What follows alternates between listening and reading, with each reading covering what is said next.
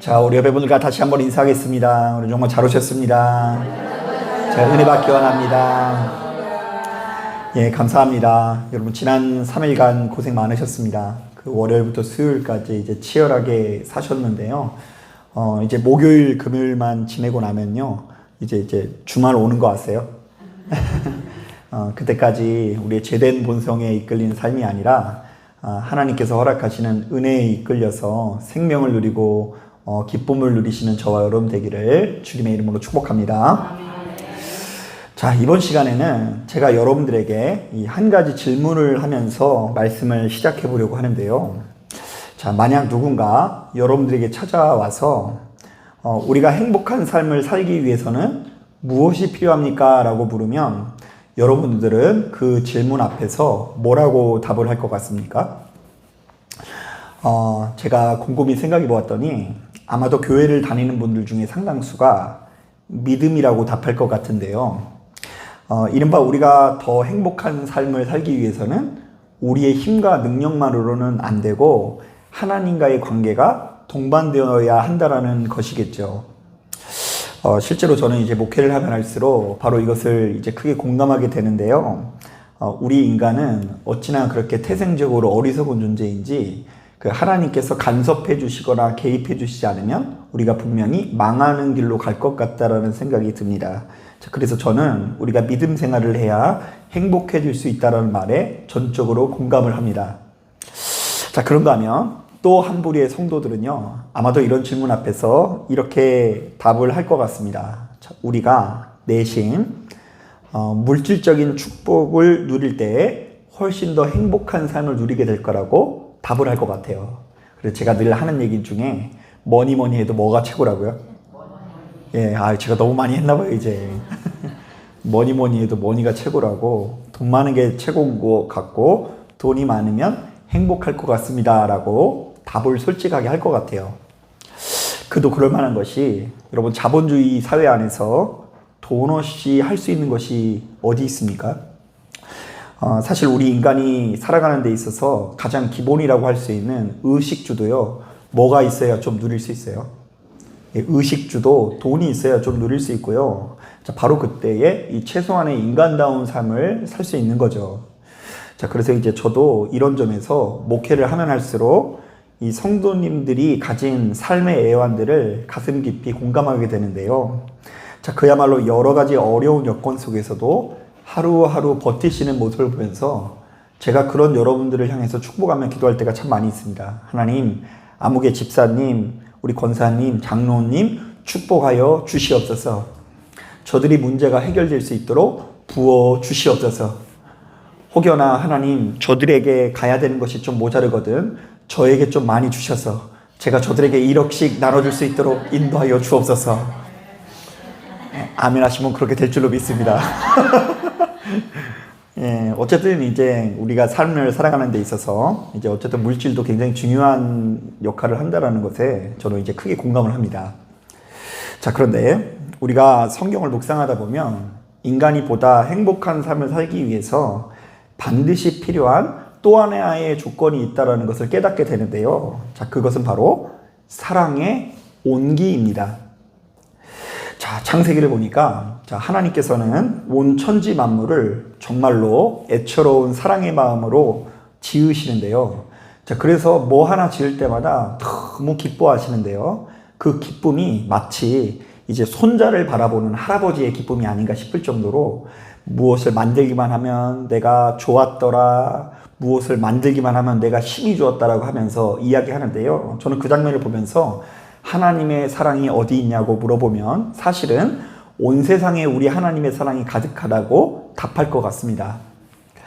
자, 또한 하나님께서는 바로 그 사랑의 형상을 따라서 우리에게 서로 아끼고 사랑할 것을 요구하고 계시는데요. 자, 그래서 가만히 보면 하나님께서 우리에게 주신 선물마다 그야말로 사랑의 온기가 가득하다라는 것을 알 수 있죠. 일단 그분께서 주시는 율법에도 사랑의 온기가 있는데요. 특히 레위기 말씀을 보면요. 이번 주 말씀을 보면 하나님께서 정말로 율법을 통해서 진짜 가르쳐주고 싶은 것이 사랑이라는 걸 알 수 있어요. 그러니까 주일날 꼭 와야 되겠죠. 그래서 이제 예고편인 거예요. 그리고 결정적으로 이 땅에 오신 예수 그리스도 자체가 사랑의 진수, 사랑의 근본이라고 할 수 있을 것 같습니다. 자, 그렇다 보니 예수 믿는 우리들도 역시 바로 이러한 말씀들을 끝없이 배우면서 그것을 끝없이 듣다 보면 한 가지 명령이 가슴에 새겨질 것 같은데요. 우리 다시 한번 따라해 보겠습니다. 하나님은 사랑이시니 너희도 역시 사랑하라. 야, 오늘 우리가 읽은 본문에도 이제 그와 비슷한 이야기가 담겨 있는데요. 사도 바울도 에베소 교인들에게 비슷한 권면을 하고 있어요. 자, 어떤 이야기가 담겨 있습니까? 우리 다 같이 1절, 2절 말씀 같이 한번 읽어볼게요. 시작. 그러므로 사랑을 받는 자녀같이 너희는 하나님을 본받는 자가 되고 그리스도께서 너희를 사랑하신 것 같이 너희도 사랑 가운데서 행하라. 그는 우리를 위하여 자신을 버리사 향기로운 제물과 희생 제물로 하나님께 드리셨느니라. 자, 이것을 쉽게 말하면 이제 우리들이 예수를 영접한 이후로 그 신분이 완전히 바뀌게 되었다라는 것인데요. 이전에 내가 예수를 믿기 전에는 마치 고아처럼 버려진 존재처럼 느껴질 수 있지만, 자, 이제는 누구의 사랑을 받는 자로서요? 하나님의 사랑을 받는 자로서 우리의 아버지 되신 하나님의 형상을 본받아 그분을 닮기 위해서 노력해야 된다는 이야기가 담겨 있어요. 자, 우리 다시 한번 따라해 보겠습니다. 하나님은 사랑이시니 너희도 역시 사랑하라. 저는 이런 점에서 신앙생활이라는 것을 사랑생활이라는 말로 정의하고 싶은데요. 자, 이것은 크게 두 가지 의미가 담겨져 있습니다. 먼저 첫 번째로 우리가 예수를 믿고 그분의 자녀가 된다는 것은 이제 우리가 하나님과의 사랑의 관계를 맺고 바로 그 사랑의 관계를 통해서 우리 안에 있는 여러 가지 결핍과 상처들을 치유해야 된다는 의미가 담겨져 있고요. 자, 그리고 더 나아가서 두 번째로는요, 우리가 예수 믿고 그분의 자녀가 된다는 것은 우리가 하나님과의 사랑의 관계를 맺고 그 사랑의 관계를 통해서 우리 주변에 있는 사람들을 대우하는 방식이 바뀌어야 된다는 의미가 담겨져 있는 것입니다. 여러분, 이것이 얼마나 중요한 이야기인지 그 2013년도에 그 MBC에서 방영된 휴먼 다큐 사랑이라는 프로그램이 있는데요. 자, 그 프로그램에서 한 번은 세상에서 가장 큰 상처들을 가진 아이들의 사연이 소개된 적이 있습니다. 여러분들이 생각할 때 세상에서 가장 큰 상처를 가진 애들이 누구인 것 같아요? 저도 그 프로그램을 통해서 알았는데요. 자, 이른바 부모에 의해서 2번씩이나 버려진 아이들입니다. 자, 저도 그 프로그램을 보면서 이제 그런 사연이 있는 걸 처음 알았는데, 그 친부모를 통해서 버려진 아이들이 입양이 되잖아요. 그런데 그 입양된 가정에서 버티지 못하고 파양당한 아이들이 굉장히 많이 있는데요. 그 친부모와 양부모에 의해서 2번 파양당한 아이는요, 깊은 마음에 상처를 가질 수밖에 없다고 하는데요. 이때 얻은 상처가 얼마나 큰지, 그 어린 아이들이 이 버려져서 다시 입양 상태로 돌아올 때는 하나같이 정상적인 애들이 없어요. 자, 지능이나 정서 발달에 악영향을 받아서 지적 장애를 받는 경우가 굉장히 많이 있고요.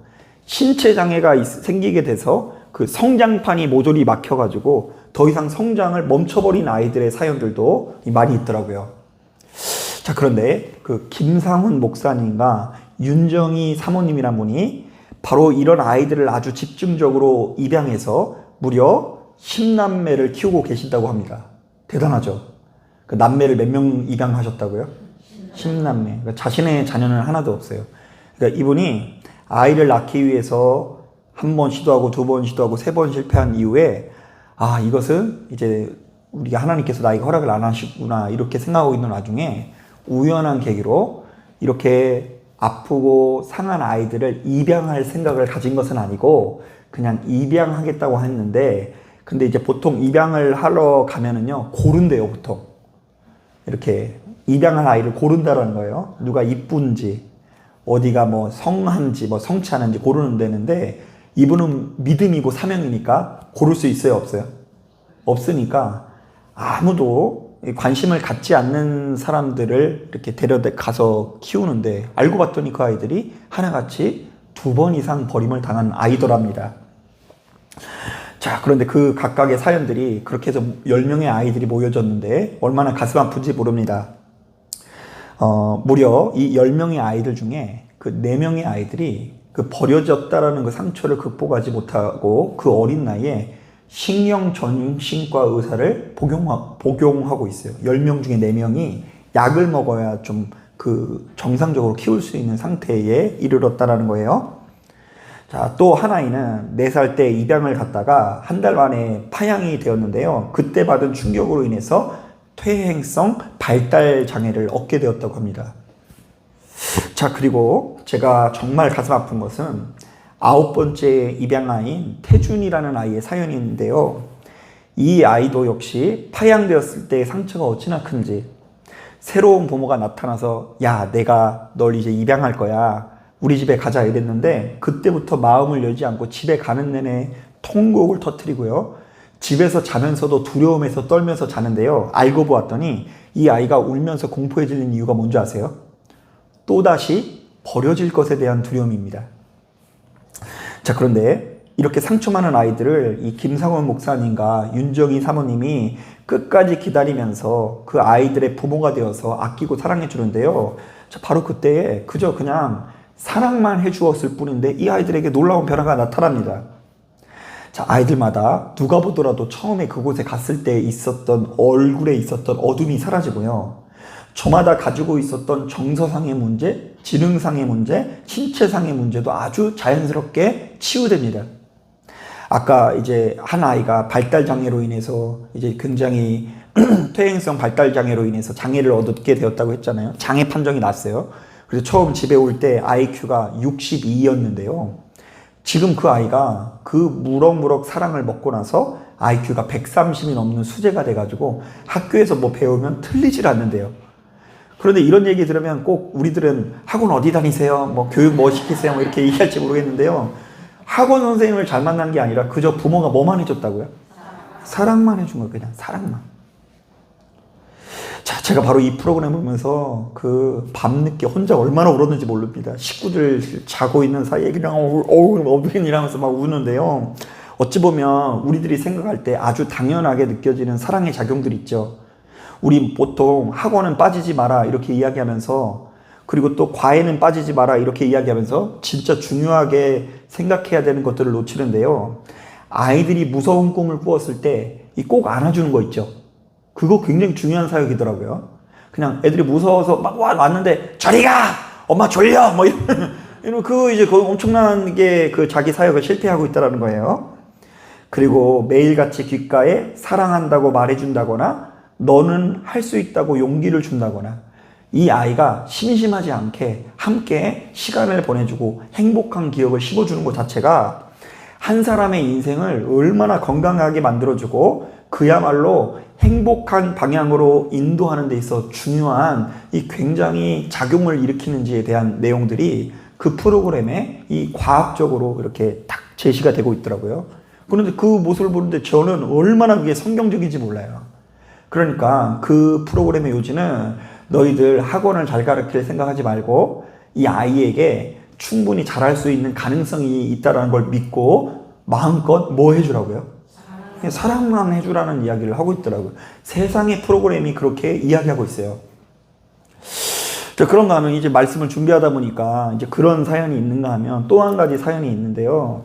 이제 또 한 가지 사연이 기억났는데 제가 이제 일전에 말씀을 드린 적이 있는데 여러분 90년대 중반에 1990년대 1990년대 중반에 전국적으로 큰 화제를 일으킨 범죄 단체가 있는데요. 지존파 이야기를 우리가 다 알고 있죠. 지존파는요. 20대 초중반 아이들 7명이 결성한 이 폭력단체인데요. 그때 이제 누군가 한 명이 거기서 탈퇴하겠다 그러니까 죽여가지고 6명이서 활동하는 단체입니다.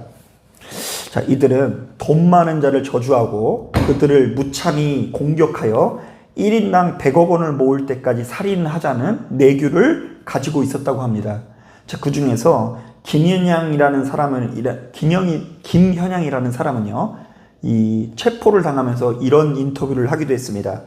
내가 엄마를 내 손으로 죽이지 못하고 죽는 게 한이 됩니다.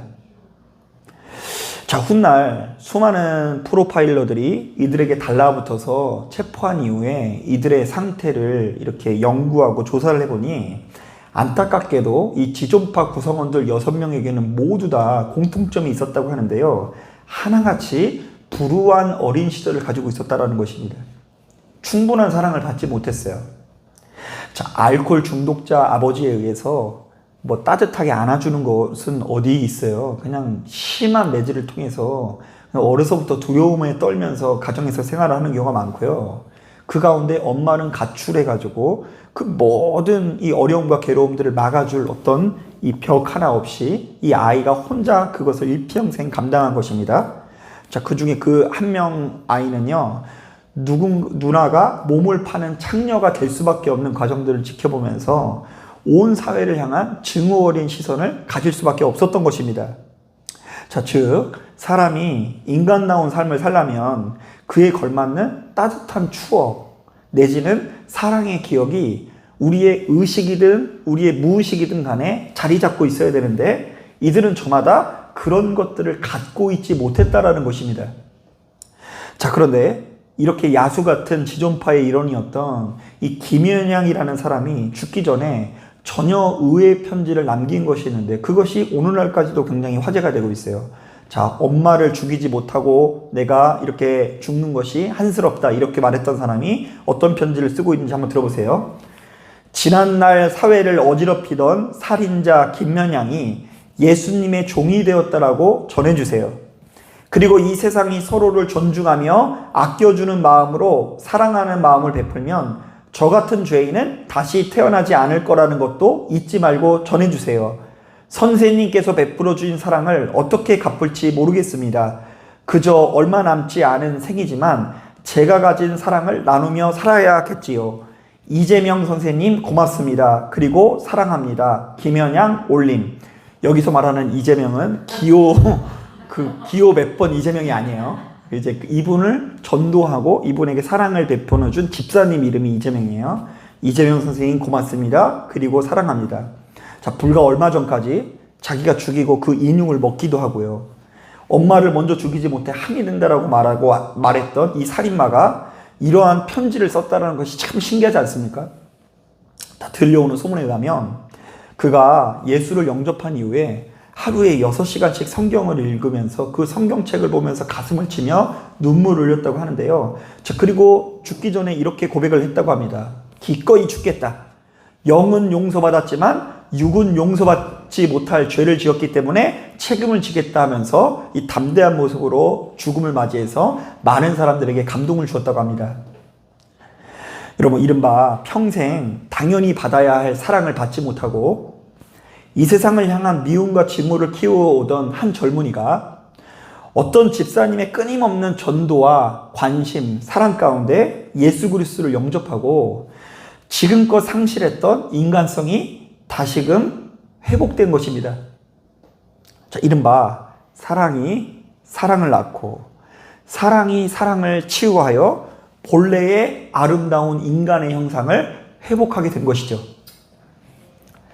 자, 사랑하는 여러분, 사람은 충분한 사랑을 받지 못하고 온전한 사랑을 받지 못하고 건강한 사랑을 받지 못하면 결단코 행복한 삶을 살 수가 없습니다. 우리가 교회를 다니고 예수를 믿어도 그 사랑을 충분히 경험하지 못하면 소용이 없고 그 사랑이 충분히 나타나지 않으면 소용이 없습니다. 실제로 우리 주변에는요, 누구보다 열심히 신앙생활을 하면서도 누구보다 열심히 교회의 일꾼의 행색을 하고 있으면서도 세상 사람들보다 훨씬 더 불행하게 살아가는 장로님, 권사님, 집사님, 목사님들이 있어요. 여러분, 우리 주변에 돈이 아무리 많고 세상에 아무리 대단한 출세를 한 사람일지라도 그 사람이 거하고 있는 곳에 사랑의 온기가 없다고 한다면, 사랑의 온기가 없는 인생이라고 한다면 그 인생은 절대로 행복할 수가 없는 것입니다. 매번 으르렁거리면서 누구를 핥히고 물어뜯고 전쟁 가운데 있는 삶, 외로움 가운데 정말로 너무나 신경을 느끼고 있는 삶은 그야말로 출구 없는 감옥과 같은 삶일 수 있는 것입니다. 제가 목회하면서 보니까 실제로 무수히 많은 성도님들이 진실한 사랑의 부재, 왜곡된 사랑으로 인해서 고난을 스스로 자처하는 경우가 참으로 많이 있습니다. 이 사랑의 문제가 영혼의 문제이고, 사랑의 문제가 생명의 문제이고, 사랑의 문제가 곧 진리의 문제라는 것을 날마다 깨닫게 된다는 것입니다. 여러분, 물론 우리 인생에는 굳이 이렇게 사랑의 문제가 아니더라도 정말로 감당하기 어려운 다양한 문제들이 있거든요. 관계의 문제, 신앙의 문제, 물질의 문제, 그리고 무엇보다 건강의 문제. 사람이 몸이 아픈 것만큼 슬픈 게 없더라고요. 자, 그러나 그 이전에 이것 못지않게 가장 크고 우선이 되는 문제가 하나 있는데요. 바로 그것은 사랑의 문제인데, 바로 이 사랑의 문제가 해결되지 않으면 우리는 필연적으로 우리가 가지고 있는 죄된 본성의 지배를 받고 어둠 가운데, 지옥 가운데 머물 수밖에 없다는 것을 기억해야 됩니다. 여러분, 우리가 왜 고통에 빠지냐? 돈이 없어서 고통에 빠지는 것도 있지만, 남편과 아내가 서로 사랑할 수 없어서, 남편과 아내가 평화가 아니라 전쟁 중에 있기 때문에 힘겨운 거 아니겠습니까? 부모와 자녀가 서로 사랑하지 않아서, 혹은 그 사랑이 별로 온전하고 성숙하지 않아서 큰 고통과 괴로움이 몰려오거나, 행복이 이만큼 다가왔다가도 저 멀리 떠나갈 수밖에 없는 상황에 이르게 된다는 것입니다. 그렇기 때문에 오늘 우리가 읽은 본문을 보니까 바로 이러한 불행의 원인을 정확히 알고 있는 사도 바울은 예수를 영접하고 그분의 자녀가 된 성도들에게 이렇게 권면합니다. 너희가 이제는 고아여서 문제였으나 이제는 하나님으로부터 사랑받는 자녀가 되었다. 그러므로 너희는 너희의 아버지 되신 하나님을 본받아서 우리를 위하여 자신을 버리사 스스로 희생제물이 되신 예수 그리스도의 삶의 방식을 모방하라. 예수 그리스도의 삶의 방식을 따라가고 그것을 담기 위해서 노력하라. 이전에는 몰라서 못했다. 이전에는 네가 받아본 적이 없어서 그것이 무엇인지 몰랐다. 어디로 나아가야 될지를 몰랐다.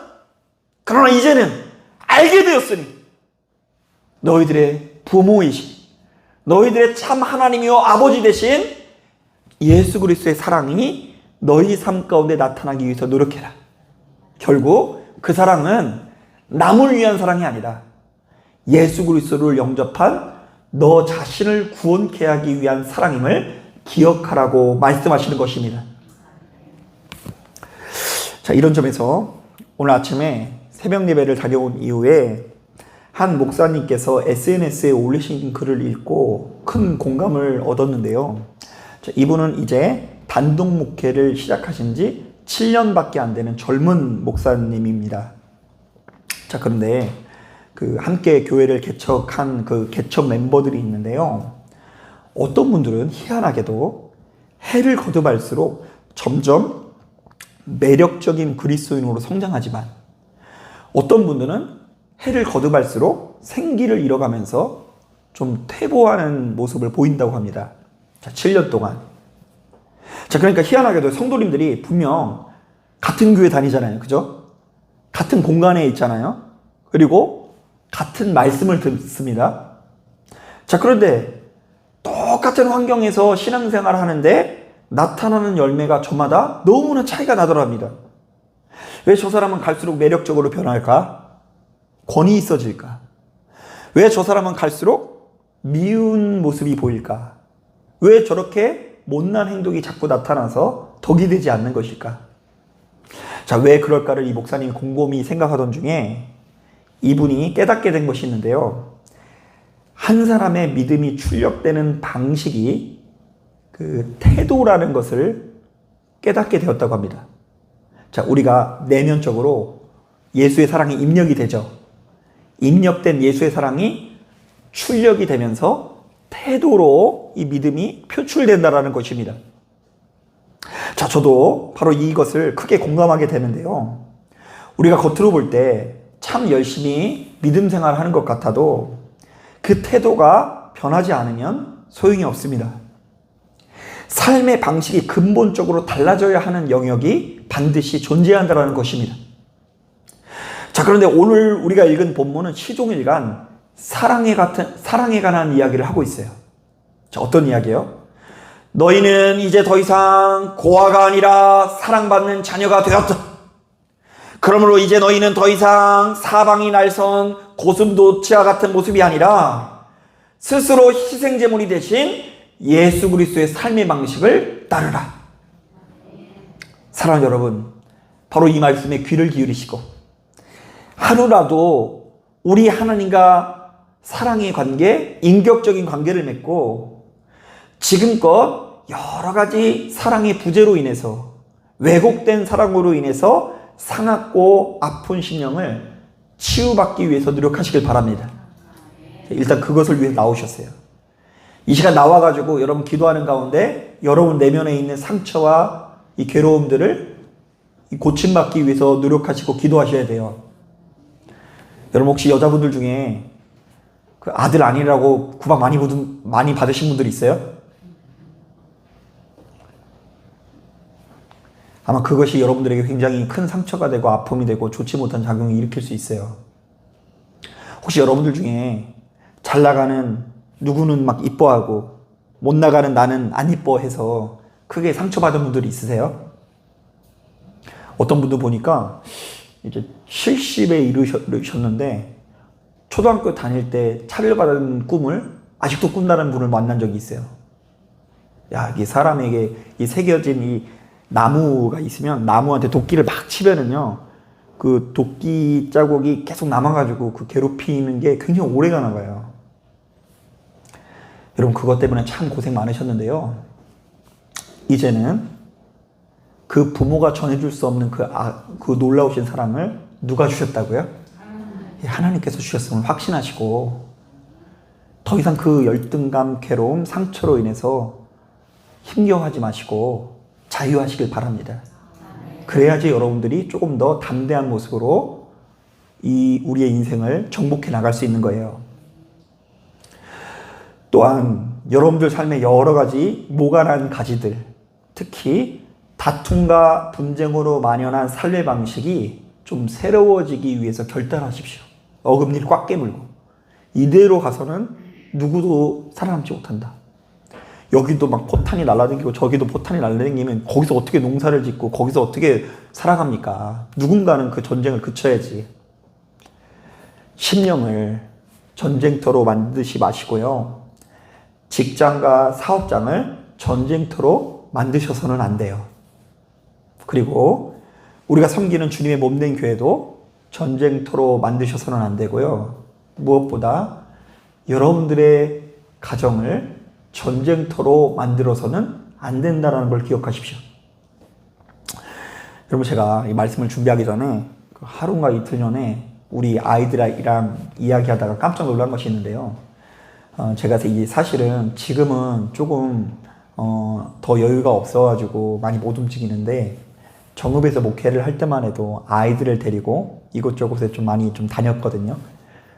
그럴 수밖에 없는 게요. 거기는 도심지 조금 넘어가면 10분만 차를 몰고 가면 다 관광지에 나올 만한 그 푸르른 들이 있고 산도 있고 우리가 내장산 가려면 되게 멀잖아요. 그죠? 근데 거긴 내장산이 코앞이잖아요. 그런데다가 무료예요. 정읍 시민은. 그래가지고 이제 김밥 싸들고 애들 데리고 많이 가기도 하고 학교도 안 다니고 하니까 거기서 시간을 많이 보냈는데요. 야, 얘네들이 그때 기억을 하나도 못해요. 하나도 못해요. 야, 그때 너 내가 내장산 데려갔던 기억나냐? 안 나는데? 내장산이 어딘데? 막 이래요. 심지어 그때 다녔었던 어린이집도 기억을 못해요. 야, 태성아, 그때 사랑 어린이집 원장님이 우리 집 되게 많이 챙겨주셨던 거 기억나냐? 거기가 어딘데? 막 이래요. 몰라. 근데 희한한 게 있는데요. 얘네들이 그때 거기서 엄마랑 어떻게 싸웠는지는 정확하게 기억해요. 아, 놀라워요. 3살, 4살 때. 그때 아빠가 이런 얘기를 하니까 엄마가 이런 얘기해서 싸웠어. 그때 아빠가 몸짓이 어땠고, 엄마가 어떤 표정이었고, 분위기가 어땠는지를 정확하게 묘사하는데요. 이거 부인도 할 수 없는 게 뭐냐면요. 목격자의 진술이 일치해요. 남매의 진술이 일치해요. 태성이는 태성이의 진술이 있고, 수빈이는 수빈이 진술이 있는데, 둘이 똑같은 걸 보고, 거봐, 아빠, 우리 말이 맞다고! 이러는 이유가 뭐냐면, 제가 인정을 안 하기 때문이에요. 야, 엄마, 아빠, 언제 싸웠어? 물론 이제 엄마 아빠가 사이가 되게 좋다는 걸 알아요. 지금도. 그래가지고 이제 엄마 아빠가 잘 안 싸워 이런 걸 아는데 그렇게 안 싸워서 그런지 엄마 아빠가 싸운 것을 너무나 잘 기억하고 있고요. 그때 그것만 생각하면 무서울 마음이 들 정도로 생생하게 기억하고 있대요. 아, 그래서 야, 나름 내가 그래도 일평생 예수를 믿고 그리고 일찍부터 부르심을 받고 목회를 하는 사람인데 나도 모르는 사이에 포탄 꽤나 날렸구나. 야, 이 포탄을 애들이 내가 예수 믿음으로 말미암아 조금 덜 먹어서 덜 맞아서 다행이다라는 생각이 참 들었었어요. 여러분, 이곳저곳에 여러분도 모르는 사이에 포탄 꽤나 발사하고 있을 수 있다니까요. 그래서 그 포탄으로 인해서 적만 죽으면 상관이 없는데 여러분들이 가장 아끼고 사랑하는 사람 혹은 여러분 자신이 그 포탄의 불길 속에 가장 크게 다치고 있을 수 있다는 것을 여러분 인정할 수 있어야 돼요. 야, 진짜 내가 주어진 기회 가운데 큰 부자가 되지 못한 것만 아쉬운 게 아니라 정말로 하나님께서 주시는 각각의 때, 사랑해야 되는 때가 있는데 정말로 잘못 쌓았구나. 혹은 내가 그것을 알지 못해서 큰 실수를 저질렀구나라는 걸 깨닫고 하루라도 더 눕기 전에 그냥 다 포기하면서 살지 마시고 지금이라도 좋은 것을 심고 좋은 것을 정말로 기도하며 간구하시는 가운데 좋은 열매를 맺고 얻으실 수 있는 저와 여러분들 되기를 주님의 이름으로 축복합니다. 아멘. 자, 기도하겠습니다.